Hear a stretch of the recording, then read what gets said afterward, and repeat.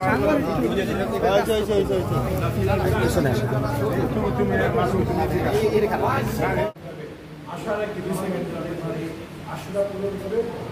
মনে করি উনি যে ইচ্ছা পোষণ করেছে এটাই মোহন রামপুরে আমার মনে হয়।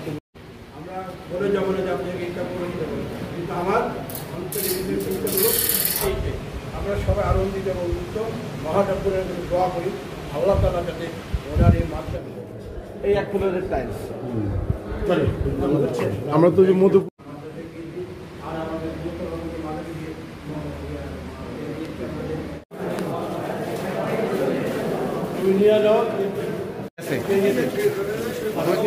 ইয়ে গেছে রুবেল ভাই গেছে নিচে এই রাস্তাটা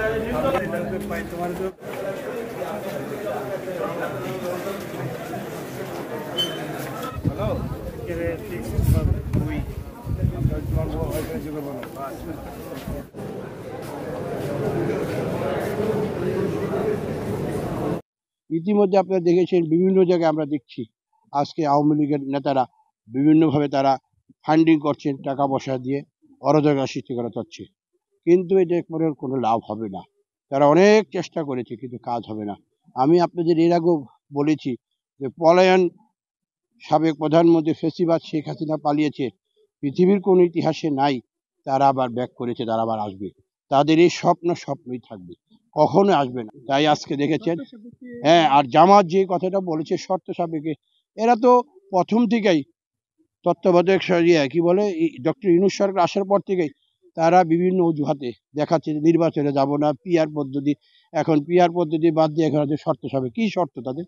শর্তটা কি? শর্তটাকে জাতীয় শর্ত দিয়া নির্বাচনে আমাদের মহাসচিব গতকাল একটা কথা সুন্দর বলেছে যে নির্বাচনে সবাই আসবে, তলে তলে আপনি শর্ত সাপেক্ষে আপনারা দেখেন না তাদের নেতারা ঢাকা শহরে বিভিন্ন জায়গায় প্রচারণা চালাচ্ছে, নির্বাচনে একদিকে প্রচারণা চালাচ্ছে, আবার এটা একটা চাপ সৃষ্টি করা বিএনপির উপর এবং নির্বাচন কমিশন সরকারের উপর।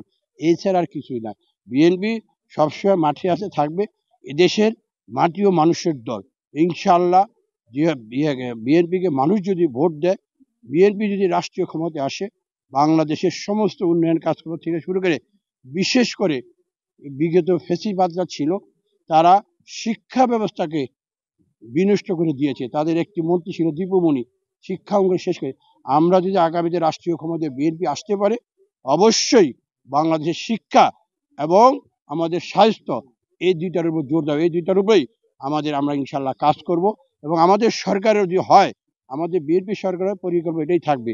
রাস্তাঘাট উন্নয়ন এটা ধারাবাহিক কাজ, এটা তো হবেই, কিন্তু আমাদের মৌলিক যে চাহিদা শিক্ষা এবং স্বাস্থ্য, এই ব্যাপারে আমাদের খুব কি থাকবে, আমাদের চিন্তা ভাবনা থাকবে। এই জিনিসটাকে আমাদের সামনের দিকে আমরা নিয়ে আসবো, যাতে করে মানুষের এই জিনিসগুলো মানুষ সুন্দর করে শিক্ষার ব্যবস্থাটাকে সামনে নিতে পারলে আমরা অনেকটা বিএনপি অনেকটা অগ্রসর হবে, মানুষের মনে থাকবে এবং শিক্ষাকে আমরা সামনের দিকে নিয়ে যাব।